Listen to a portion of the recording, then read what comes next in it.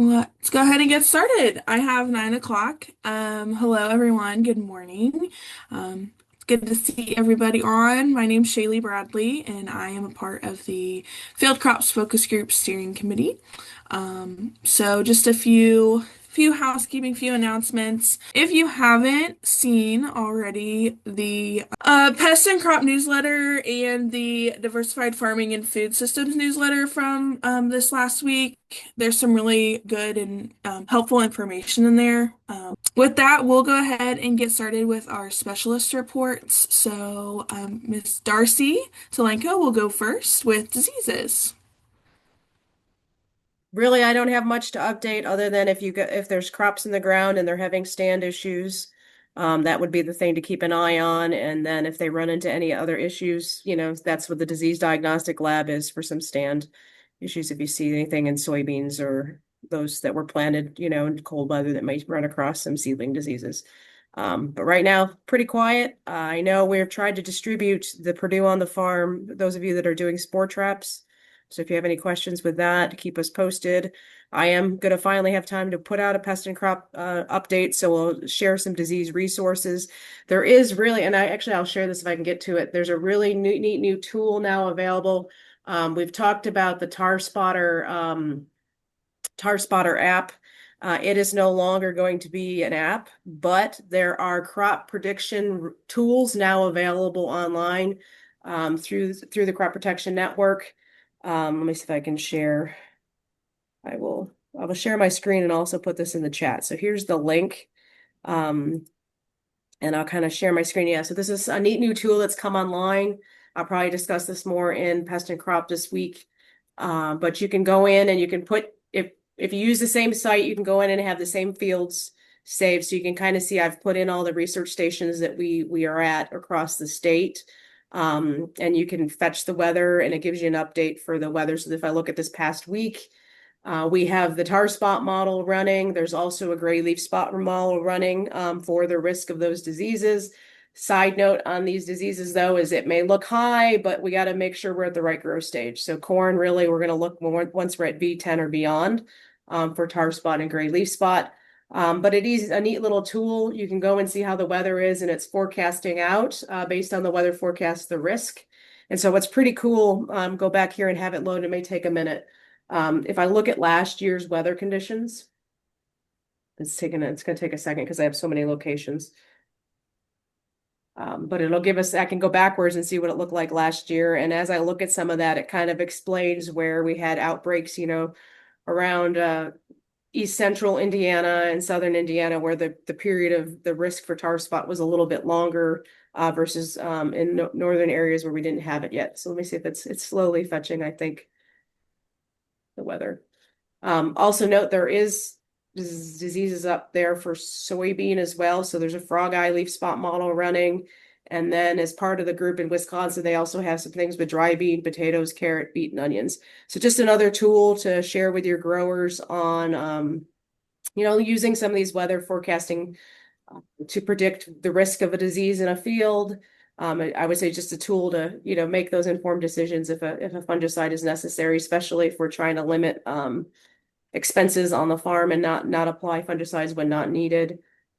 Here it's slowly coming up here. But you can kind of see it kind of gives us a season long, so you can go backwards and look at the season long risk of tar spots. You can see in May, if we had an acre, V10 corn, we had high risk in May, and then it kind of dropped off through July and June, and then bumped back up in September where we saw it. But just a neat little tool that's available that you can now put on your phone. So you can upload your sites if you have GPS coordinates.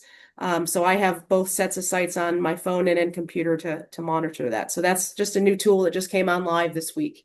So something that is available. And also while I'm here at Crop Protection Network, let me see if I can find it here. A few other tools, if your growers are looking for them.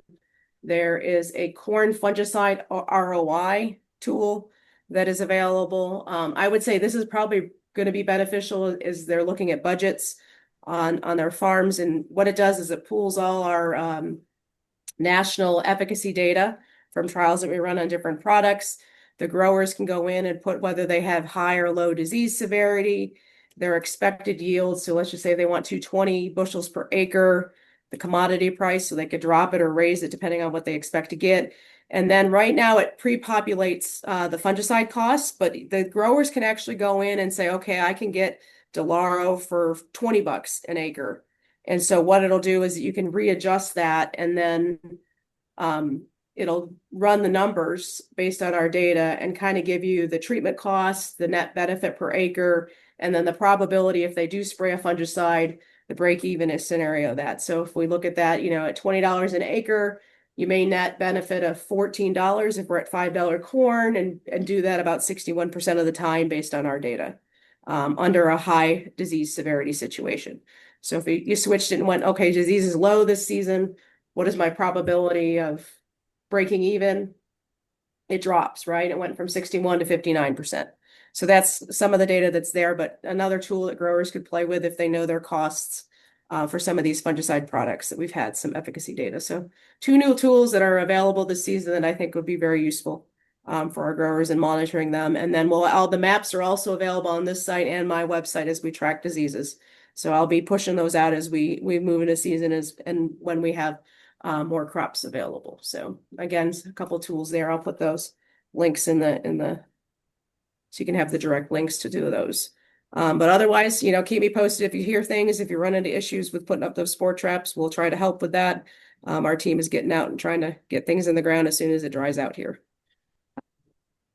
Awesome. Thank you, Darcy. Some great resources to use. Amazing. All right. Austin Pearson, and he'll give a weather report. Thank you, Hopefully a dry Shalee. one. Yeah, we've got dry conditions coming, but I first wanted to comment on Darcy's new tool that she pushed out. And I think that's really cool.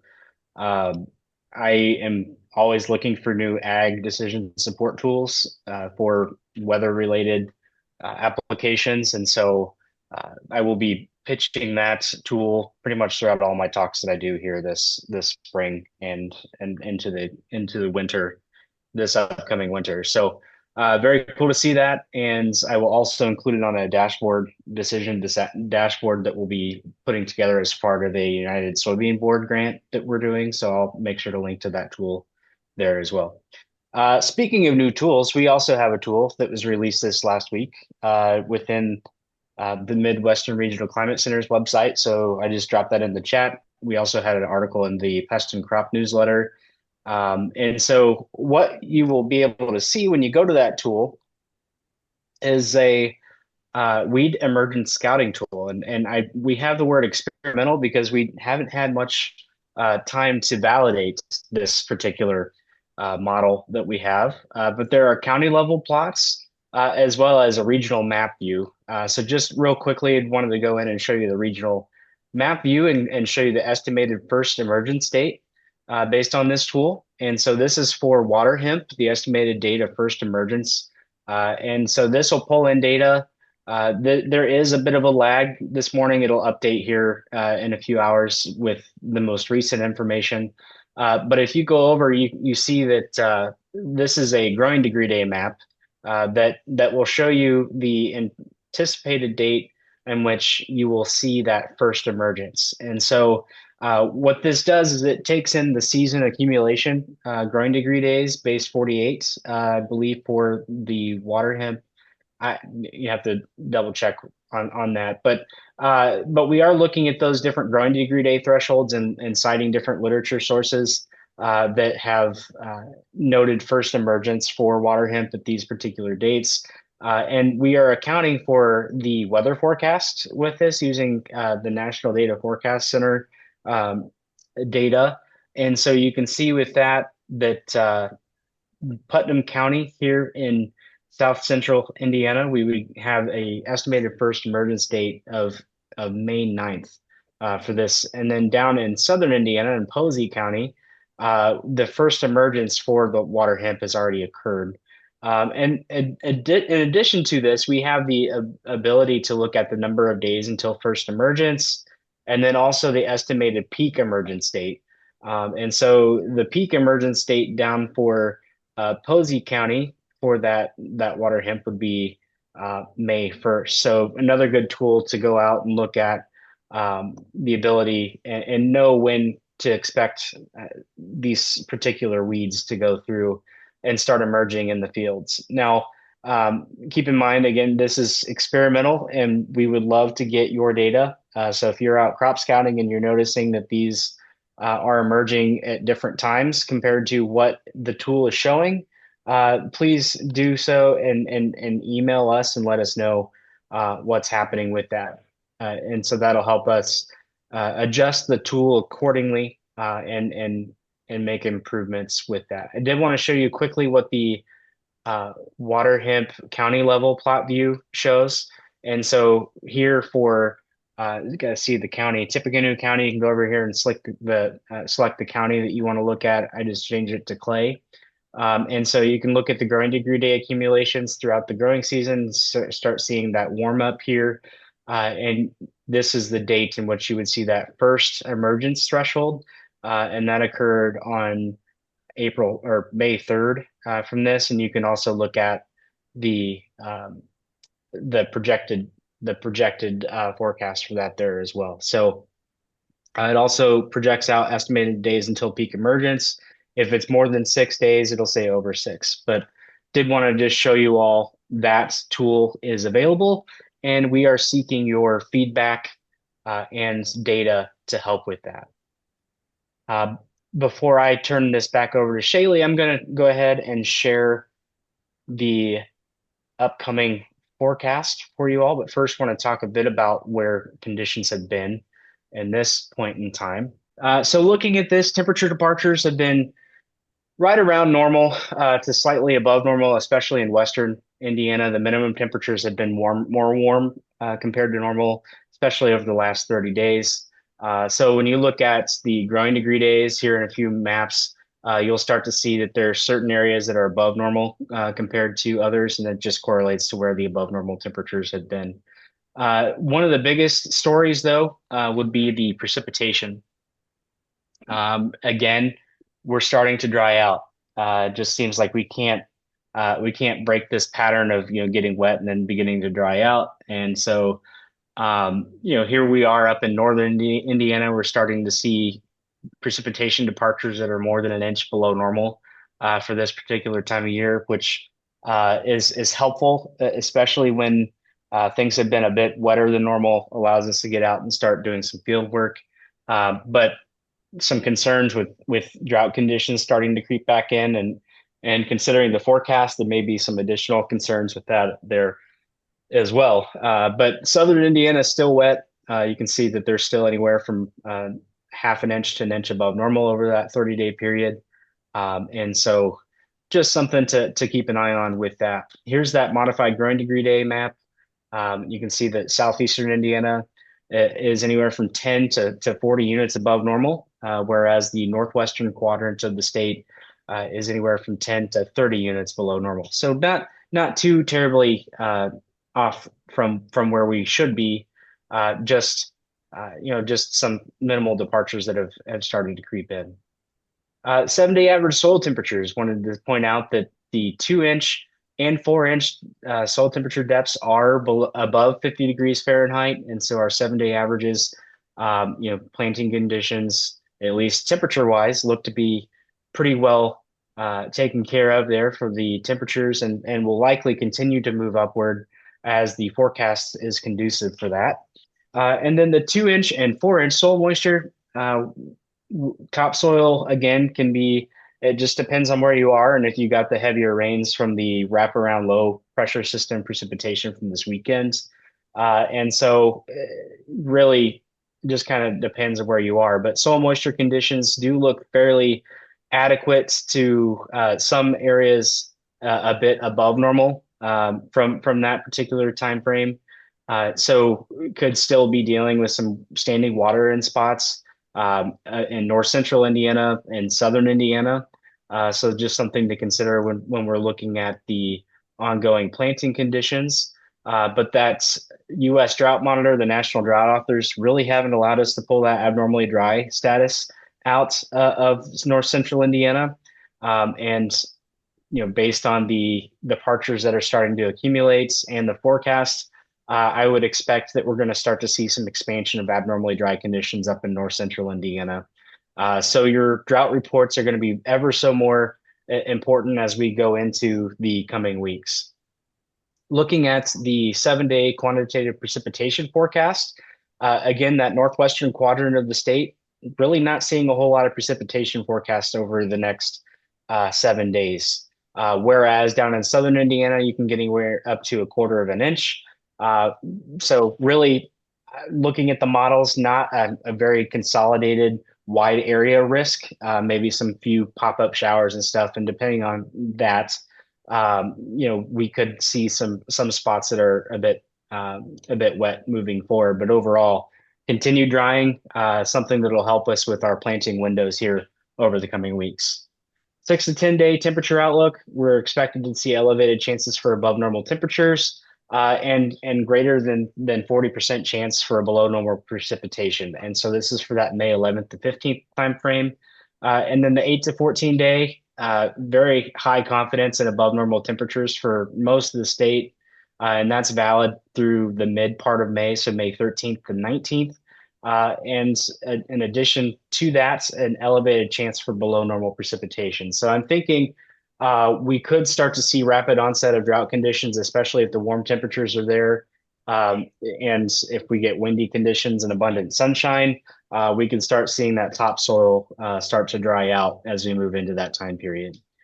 Overall, though, for May, we're looking at above normal temperatures and below normal precipitation. And so just as something to keep an eye on. But again, we could use that during this time frame, especially as we're trying to get the crops into the ground. When we're looking at the seasonal temperature outlook, this is May, June, July, so that first part of summer, elevated chances for above normal temperatures and equal chances for above normal or below normal precipitation. And so not a lot of confidence in what's going to happen with the overall precipitation picture, but at least in the short term, that we're looking at above normal temperatures and below normal precipitation to help with the ongoing planting scenarios that are happening across the state. With that, I will pause, pass it back to Shalee, and we will see you all next time. Thank you. Austin, we will move on to agronomy and we will talk about corn with Dan. Yeah, so from the corn side, quite a bit of planting progress across the state last week. A little bit of been a little bit of a halt here over the weekend and earlier this week. A lot of rain across the state, but you look at USDA report came out yesterday. I think we're sitting about 26% planted for the state, so right at 5-year average, but a pretty big jump, about a 16 percentage point jump from last week to this week in terms of planting. So, had some good days in there last week to be able to get some planting done. I know from our own program, we've got trials planted in central Indiana and actually up into northwest Indiana has been kind of abnormally dry up there. So I would say some areas have actually been ahead of the game in terms of planting. Other parts of the state, you look at eastern Indiana that just keeps getting rain after rain.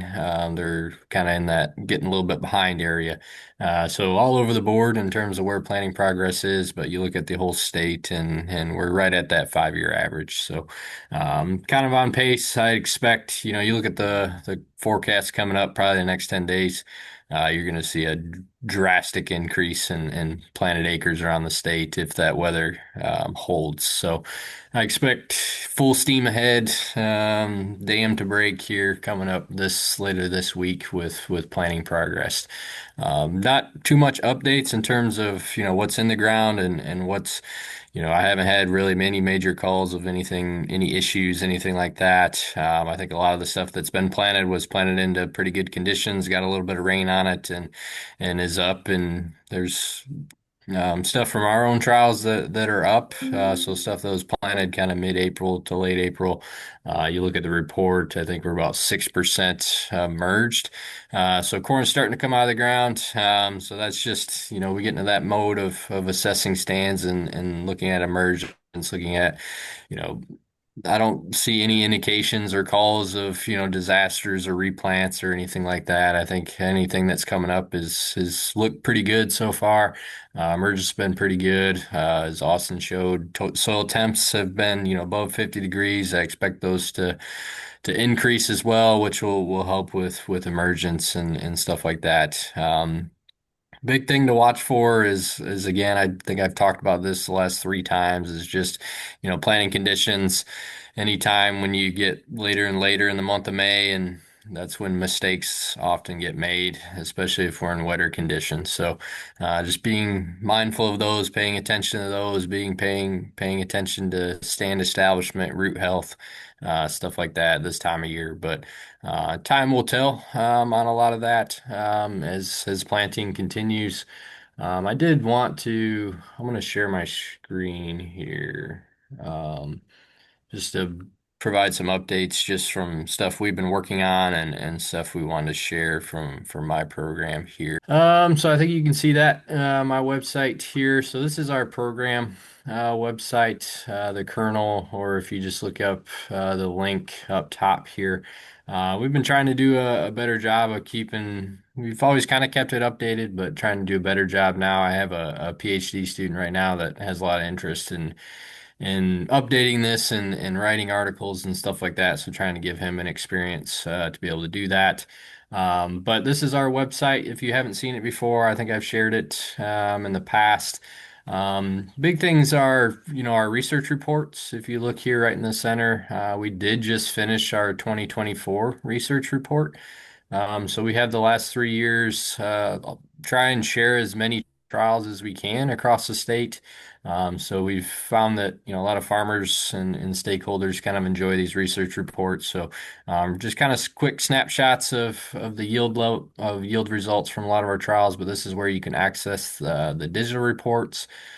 We did add here, if you look in the middle, you can request a physical copy. So if you want some yourself, or you have a farmer that is interested in getting, actual physical copies, we do have these printed. This request actually goes to Crystal, our extension coordinator here on campus, and she'll ship them out.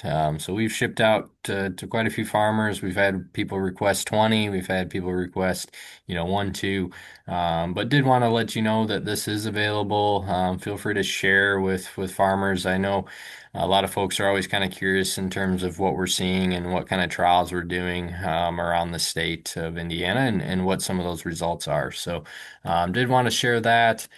And then also real quick, something we've been doing with the help of, my grad student working on this, but also we've had some contributions from, Austin, Darcy, Tommy.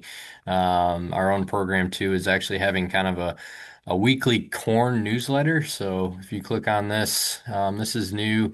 My grad student is leading this, but this is something we're trying to, a lot of the information you'll find in pest and crop, but also we wanted to kind of tailor this to corn specifically. So you can look at, we've got a couple issues now, but you can access the PDF files of this newsletter. You talk about planning progress in the state, some of the articles that I've written as well. We have a couple different extension articles here. Tommy's contributed here in Austin in terms of some of the weed science articles too. Climate articles from Austin, so we do appreciate that as well. But this is just kind of something new. If you're interested in being on the email list too, feel free to send me a note and we'll make sure you're added. I know we have quite a few people added, but I'm always trying to update that list and make sure that that's available to folks. And if you want to be on the weekly email list, you can be. We can make sure we're added as well. But again, this is just something that, we're trying to keep updated. A lot of different links, different resources here. There's some stuff, different articles we've been working on. We do try to share some stuff from different universities, videos that we've done and social media. Still work in progress, but it's something that, I'm working on, or my grad students, and then our Marcus, our digital content editor here on campus, is helping us kind of keep this updated and moving forward. But it is a resource for you all to use. I just want to show both the research reports and then also that weekly newsletter that are new now. But yeah, I think that was kind of an update just to give you some more resources and to find some more information. But again, I think stuff will be wide open, I would guess, later this week as we move into planning progress. Looking at planting in the state, we're right around 5-year average, so I think we're sitting pretty good. It's still May 6th. That's what I tell myself, and I've told a lot of farmers around the state. We still have time.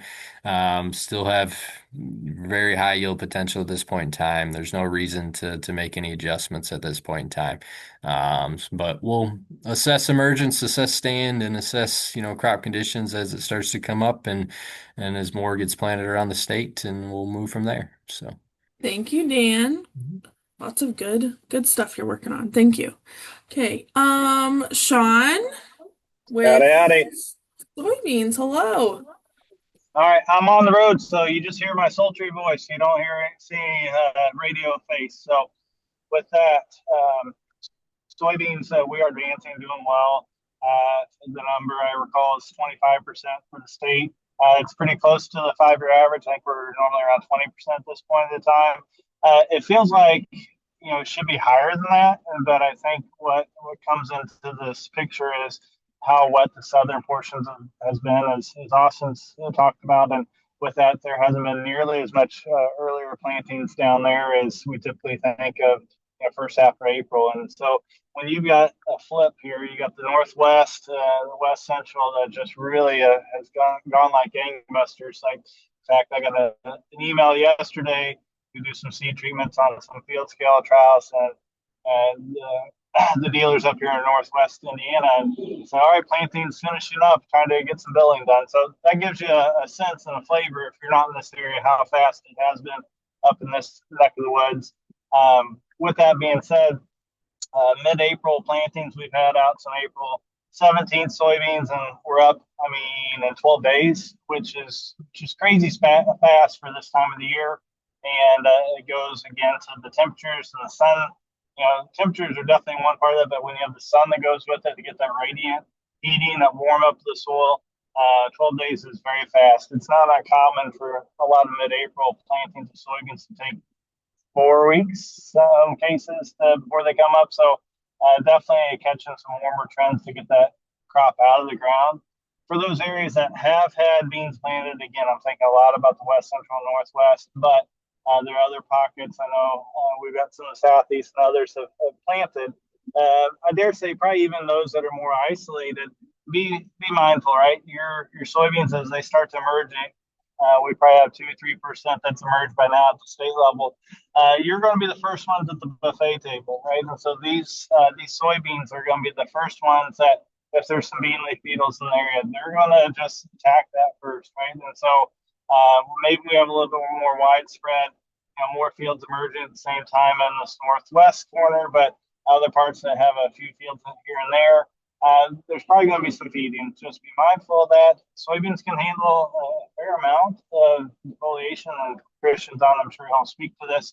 So it might look a little ragged, but it takes quite a bit of defoliation before we even need to think about anything. But with that being said, be on the lookout if you got some of those first fields planted. I've made this comment the last couple of times about the germ scores, and a lot of these seed lots, they are on the fringe. So there's a lot of 80 and 85% out there, in addition to our normal standard 90% germ. So be mindful that if the seed rates weren't adjusted, stand establishment as we go out and do stand counts probably will be a little bit lower than normal. As you think about this, our target, if we say a 15-inch planter with a 90% germ lot is 140,000 seed rate, we're hoping for 115,000, 120,000 plants. Well, just because that's what we're hoping for, and we get a stand of 100,000, we don't need to do anything in terms of an overseeding or replant. And so if you're new to that ball game, soybeans can adapt, especially if you think about doing stand counts in the first half of May. There's a lot of time for those plants to develop, even whenever you have soybeans as young as VC, so it's going to be the cotyledons, the unifoliates fully expanded, a couple inches tall. They're sensing that light quality around there. And so if there's no shading, in other words, there's not many buddies around there, soybeans, they're going to say, hey, there's more light here. There's more opportunity to develop. And so they're going to start throwing off some branches very early. You're not going to see them, but they're starting that process. And so they're going to adapt and overcome that open space as early as VC. And as you look at the stands, My gray area normally is around 70,000. So if you have 70,000 plant stand, that's an area where in some cases I probably would even still leave it. But if it goes south of that, that's a number that I'm like, okay, I'm probably looking to do a little overseeding. We don't have to rip up and clean up like you would in a cornfield. Corn can't handle that divergence in growth stages. It wants to be pretty uniform. And Dan can correct me if I'm wrong, but within the soybean world, they can adapt, right? And so if you have to overseed those that are going to be overseeded later, they're going to fill in. They're going to help out a little bit on any of the weed issues. Trying to think about canopy.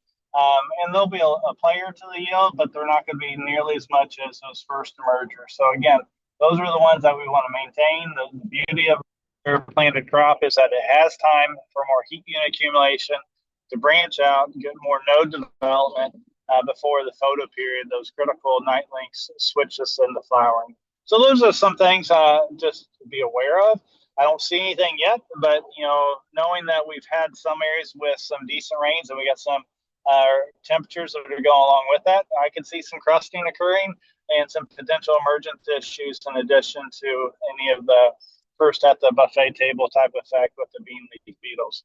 Other than that, we are early, right? In terms of the planting window, I see no reason to have changes in seed rates or maturity groups. Stay the course with the field, especially with the forecast for the next 10 days or so.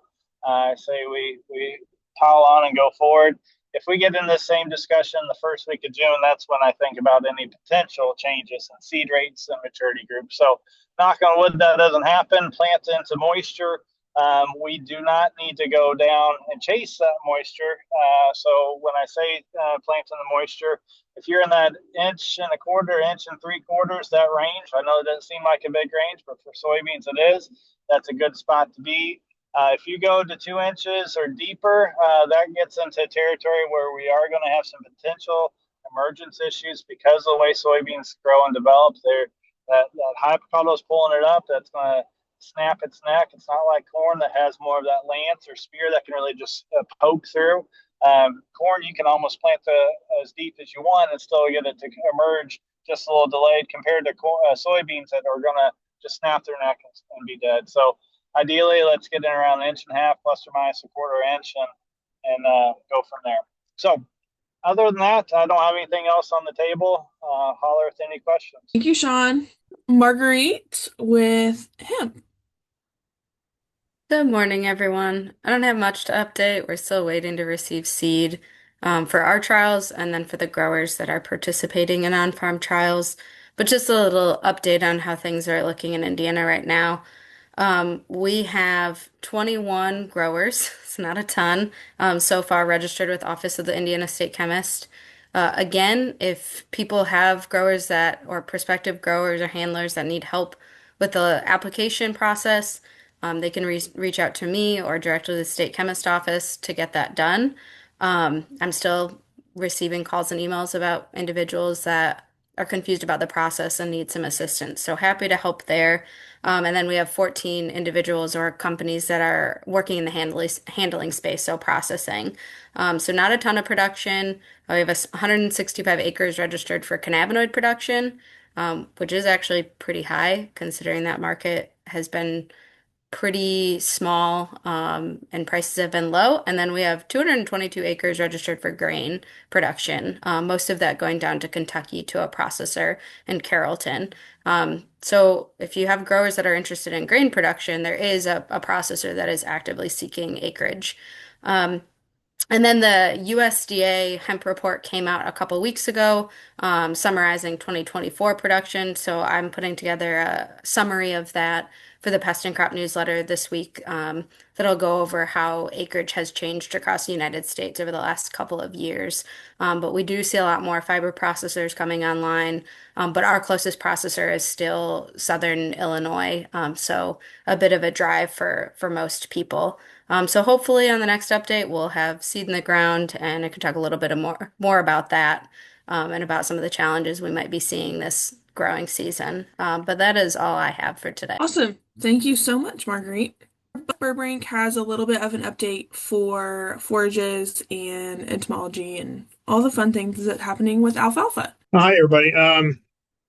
Yeah, our entomologist isn't able to join us today, so I thought I'd share a few things that I observed up here yesterday.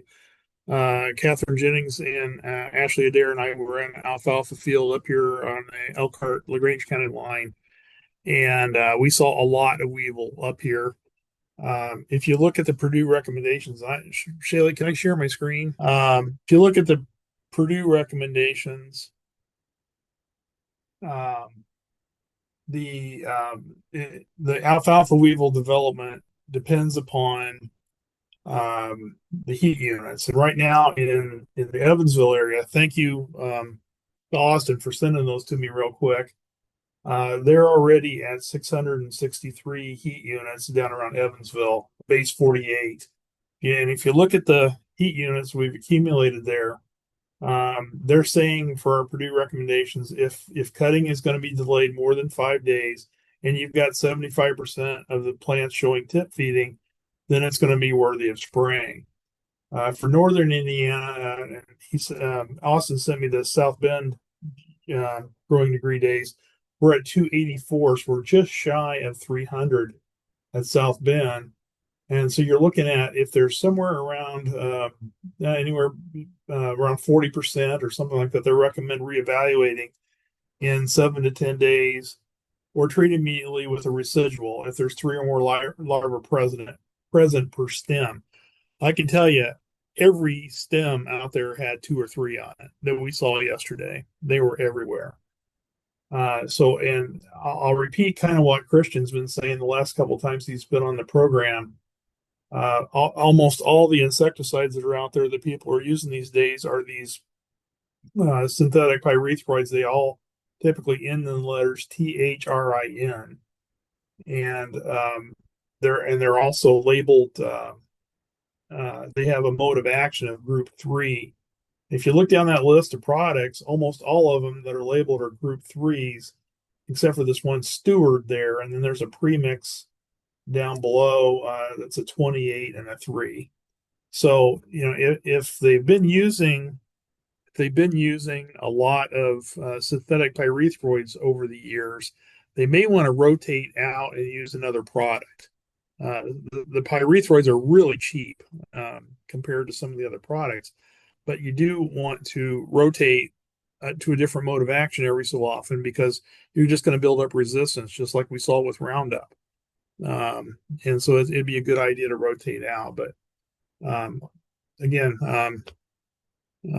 this is basically some advice. It sounds like the people down around Evansville and the southern part may be getting beyond that, but up here in northern Indiana, there was a lot of weevil activity yesterday. So that's it for me. Thanks, Jeff. Okay, Lyndon, Kelley with irrigation. Shalee, if it's raining outside, so nobody expects to think too much about irrigation right now, but I've been pulling together some numbers for Dr. Henry, and if we look at the latest ag census, only about 6% or a little less than 6% of Indiana is irrigated, and only about 8.5% of Indiana crop producers have any irrigation. But those 8.5% produce 21% of the crop income. So it's if you have irrigation in your area, think about the extra incomes that are coming in from those acres that are there. One opportunity that exists that we see that we is one of the first things that needs irrigated is wheat, and we don't think about wheat being a very good crop to irrigate, but it really fits in a lot of rotations. We want to add wheat into rotations to get higher yields on these seed crops and other things. And then we're seeing more wheat in rotations that are used for forages, cut for forages. A real common contract feed program now is to put rye in the fall and then chop that rye right around the last week of May or first week of June and put in corn silage after that. One of the things that we see is in a normal year, we use about 2 more inches of water than our normal irrigation. So we commonly, even in an average year, May is a restrictive month. In other words, it actually reduces potential yield of that wheat or other small grain forages that are growing, and we'd expect to use about 2 inches of water. That varies tremendously depending on heat and sunlight and the growth stage. But there's an article I'll put in the chat here about raising wheat for grain or forages. And it has a section in that article that talks about predicting how much water your crop would need. One of the things that we see is a lot of the crops that follow the wheat chopped for forages struggle because the ground is so dry after the production of that forage or the wheat stand. So maintaining the moisture in the ground during the wheat production not only keeps the wheat yields high or the forage yields high, but it also keeps you in the window of the amount of moisture that you would need to start the next crop. So I'll put that in the chat. If there's any irrigation questions, I'd be glad to talk to people. Awesome. Thanks, Lyndon. All right. We'll move on to Tommy Butts with weeds. All right. Can you hear me okay? Yes. Solid. So, sorry, I'm running around. We're going to try and spray some things today. You may notice the weather is not normally good for spraying because it's supposed to be 15 miles an hour today, but that's ideal for a weed scientist trying to do a drift study. So that's what we're going to do today is look at a drift experiment with some different adjuvants and things like that. So standard weed scientists do as I say, not as I do kind of thing. But nothing major as far as an update goes on the weeds front. It's kind of the same old, same old. Residuals, get those out as much as possible, get them activated, that kind of thing. Weeds are going to be coming hot and heavy now as we start warming up, and they're not getting flooded out and everything else. So just be prepared to scout early and scout often. Make sure that everybody knows what's in their field so they can better select herbicides, right? In a down economic year, the more precise we can be with our selection on herbicides, the better off we are as well, rather than just trying to throw 3 or 4 things in the tank and broadcast it everywhere and call it good. If we can more selectively choose, we'll be better off on the economic front as well.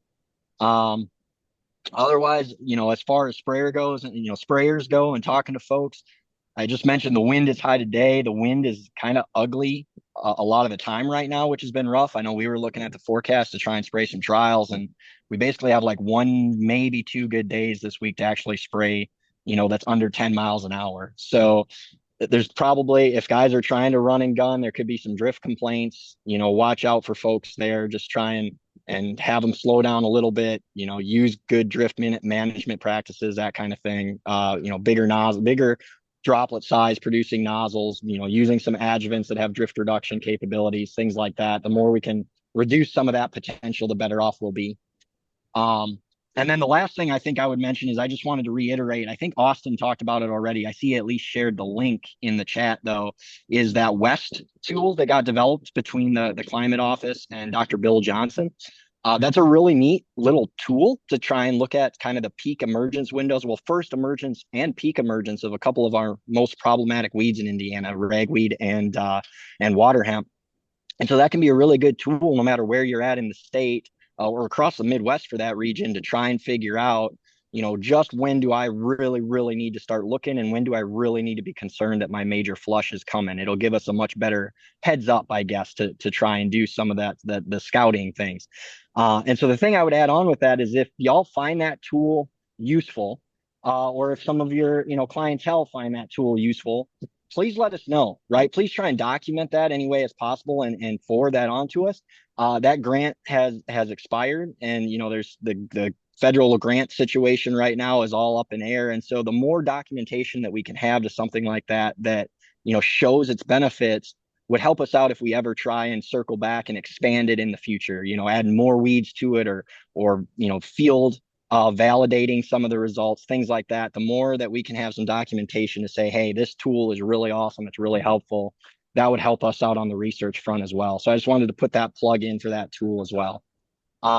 Outside of that, I think that's kind of all I got for today, unless there's any questions out there. Awesome. Thank you, Tommy. Next is John Bonkowski with the PPDL. Hello, everyone. I actually don't have really anything to update. There has been few to no crops coming in since last update, so anything that pops up, I'll let you know. Easy enough. Thank you so much. Okay. Scott with Purdue on the Farm. Good morning, everyone. Want to real quick go over our website just to keep people aware because I've got some student workers that I'll be working remotely with the Purdue on the Farm folks this summer, and so getting people's pictures and comments, things like that. But on our website, which I dropped in the chat, we've got our socials down there at the bottom of the page there, and we'll be putting content up all summer long. So kind of keep that in the back of your head. I know that many of us, if not all of us, have had that time where we're driving home from either a meeting or a training or in the field and say, boy, it'd be nice to have that picture.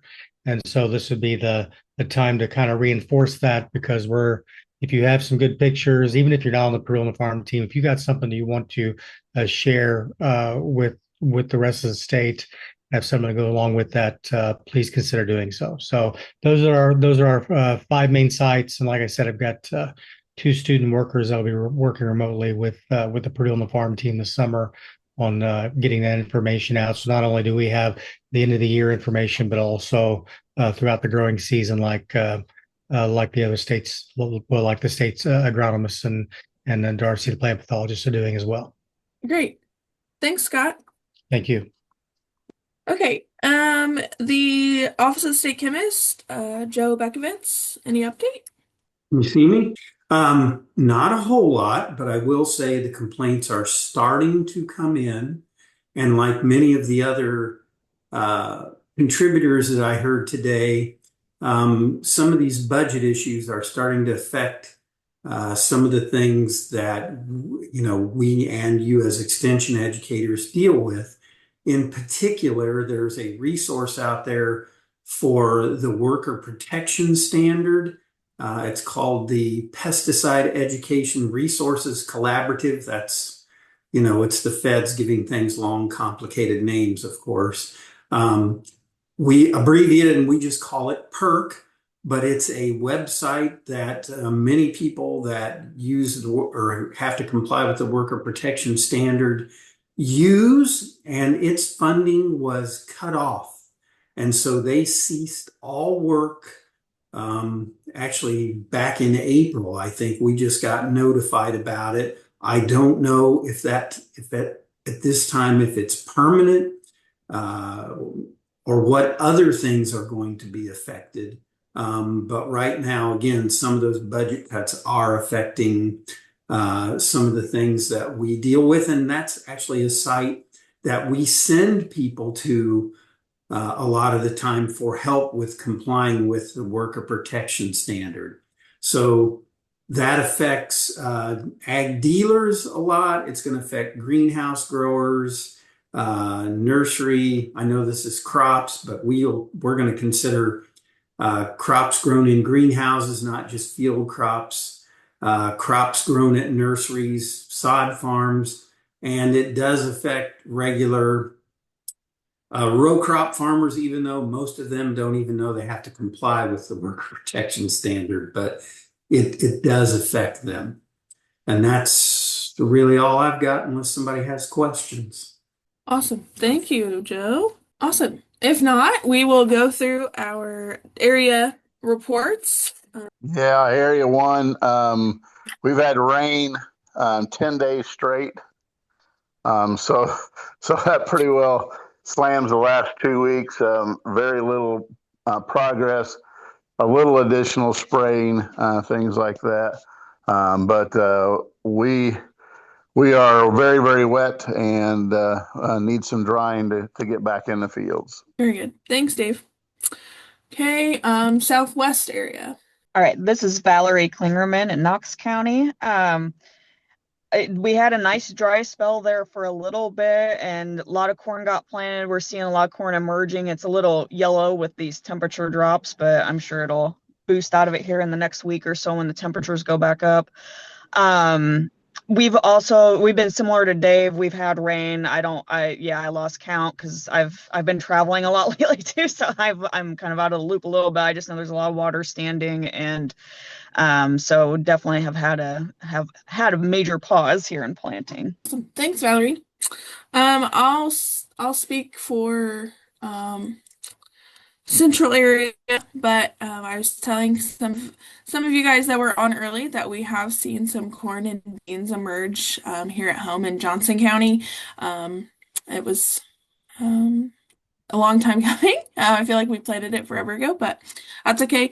Still pretty wet, but looking forward to the dry and some non-precipitation. So, is anybody else from central area want to share? I can jump on, Shalee. This is Oh, Andrea thanks, Andrea. in Boone County. Yes. We're kind of similar. We've got some corn and beans emerging. We feel like we get just enough rain just to keep us out of the fields, but the western side of the county is really starting to get caught up. The eastern side is very wet still, but we're slowly making some progress and looking forward to the dry conditions. Thanks, Andrea. Okay, anyone from the east area, east central area? Looks like Jeff wants to talk about the northeast. We had some good progress in planting last week up until it started raining, and that pretty much shut everything down. But